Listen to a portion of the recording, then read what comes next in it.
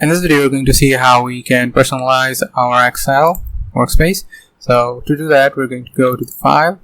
From File, we go to Options. Now this window will pop up. From here, you can see here we have a part that calls personalize your copy of Microsoft Excel. Now what you have, the office background is this background. It is now set to lunchbox. Let's look at it later. First, we're going to see the office theme. It is now colorful, so I want a black theme. So let's click on the drop down, and then we have dark gray, black, and white.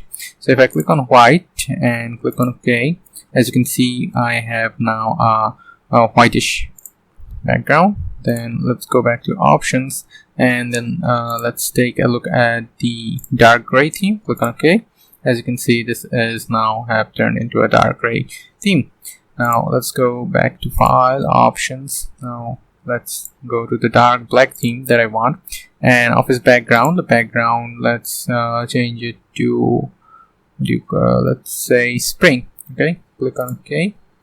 Now you cannot probably see the spring here, the design here, because of the blackish icons. So let's change it to colorful, and hopefully you'll be able to see it.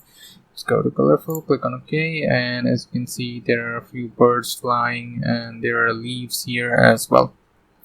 So that is how you can personalize your workspace in Microsoft Excel. This actually works similarly for Microsoft Word and Microsoft PowerPoint as well. So that is it for this video. If you want to know a bit more about Microsoft Excel, or you want to do a course on Microsoft Excel, I have a course on Microsoft Excel on Udemy up and running now with more than 5,000 students. So if you want to enroll there and do a course, you can do it. You'll find the link in the description. You'll also find a discount link in the description. So yeah, thank you very much for watching. If you have found the video to be useful, please like and consider subscribing to the channel, as it will enable me to make more videos like this one. Thank you.